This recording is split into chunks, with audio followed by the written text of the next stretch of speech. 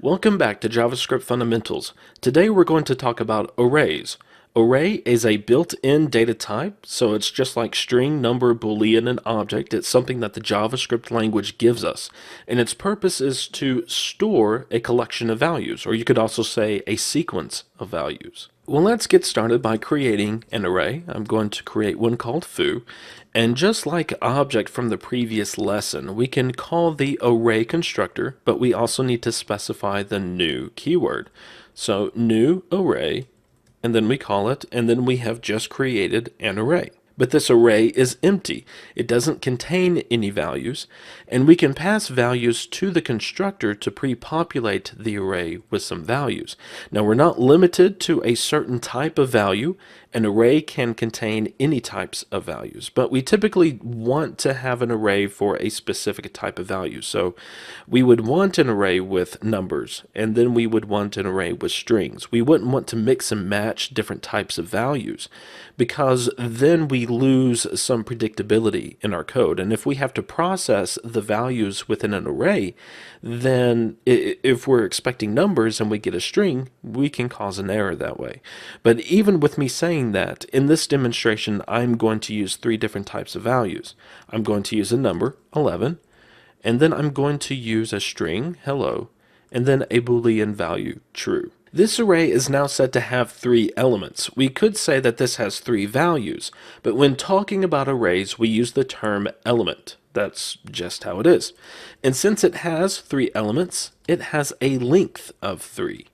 So just like strings, arrays have a property called length that tell us how many elements are in the array. And we can access each of these elements individually by using the index of that element. So also like strings, where we have an index for each individual character in that string, we have an index for each individual element within the array.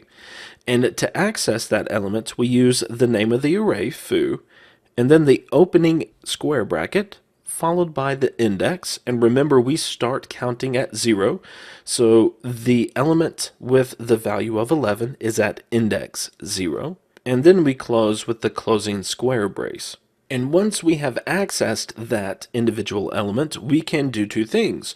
We can get the value, so let's create a new variable where we are assigning the value of that element to the variable. And then we can also set a new value for that element. So let's set this as 12. So now, instead of 11, the first element in the foo array is 12. It is no longer 11. And we can also do the same thing for the second index, which is our string of hello. If we wanted to change that value to something else, let's assign that the value of 13.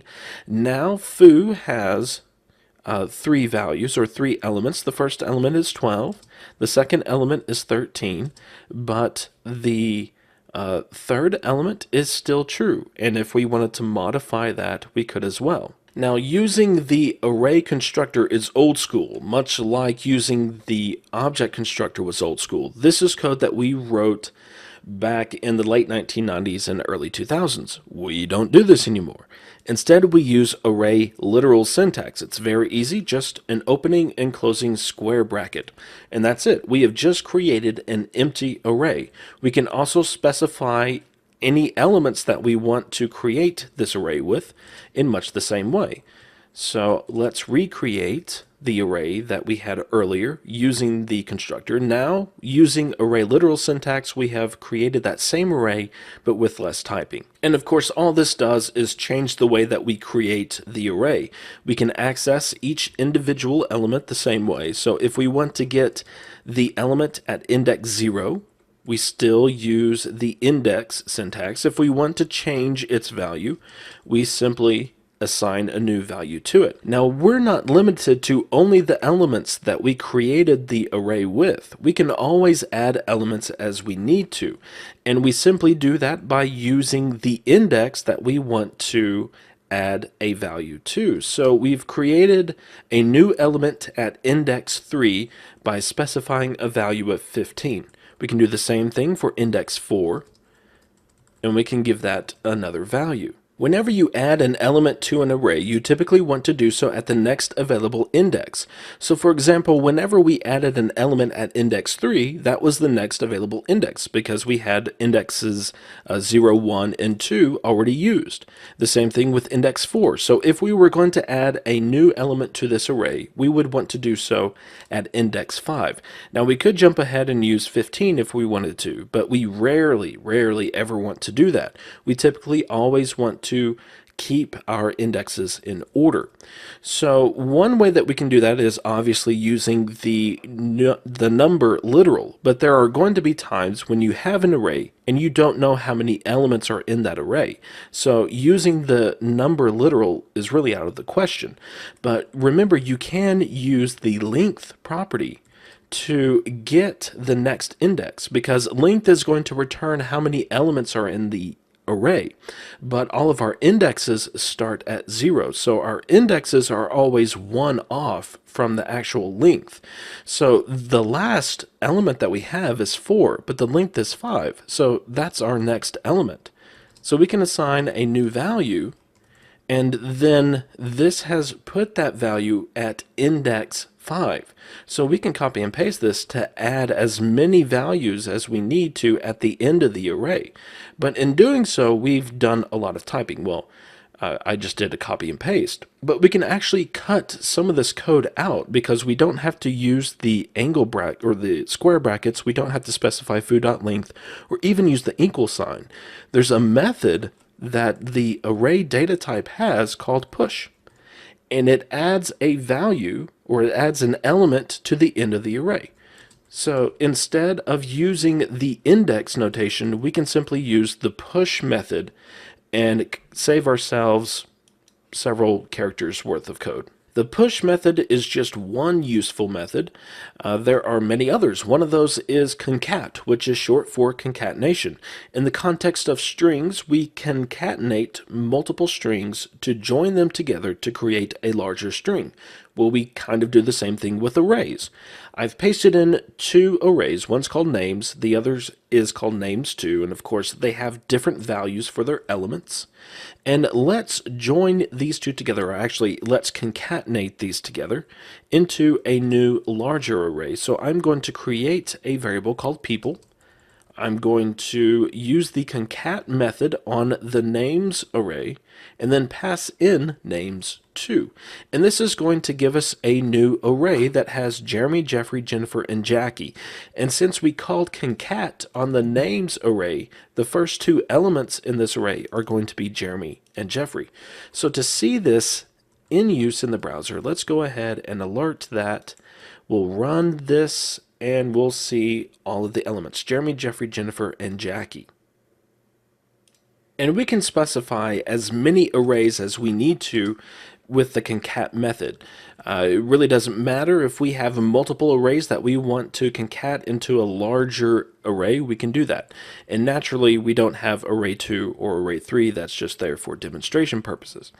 Now the next method is called join, and this is to not be confused with concat. Concat takes multiple arrays and combines them into a larger array. The join method concatenates all of the elements of an array and separates them based upon a separator that we specify. So let's look at an example. I'm going to call this joined, and let's use the people array and join, and let's not join these using any separator at all. So it's going to take all of the elements in the people array and concatenate them and not separate them. So we should just get a list of names with nothing in between. Oh, I do need to change what we are alerting. So instead of people joined, go back, and now we have Jeremy, Jeffrey, Jennifer, and Jackie. So let's separate these with a comma space, and then we will see a comma space in between each of those names. So there we go. So the join method is actually quite useful.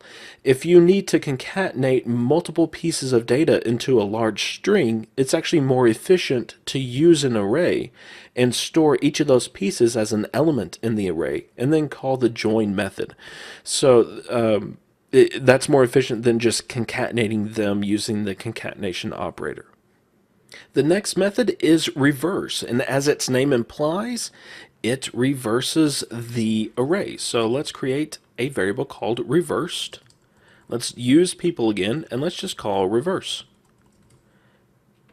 We will alert reversed, and then we will see Jackie, Jennifer, Jeffrey, and Jeremy. So whatever is last is first, and whatever's first is last. So that's very easy.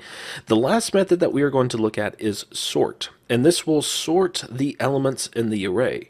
So once again, let's create another variable. Let's call this sorted people.sort, and it's going to do so based upon alphabetic in this case, since that's all we have. So we should have Jackie, Jeffrey, Jennifer, and then Jeremy.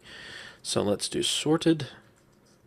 Go to the browser, refresh, Jackie, Jeffrey, Jennifer, and Jeremy. So those are some of the useful methods of arrays. There's actually many more methods that we didn't cover, primarily because not every browser supports them yet. Internet Explorer is trailing as far as support for those go.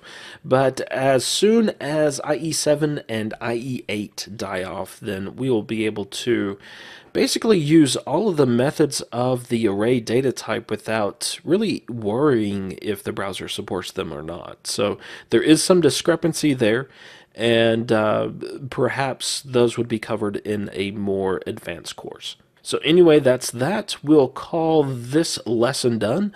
I will see you next time.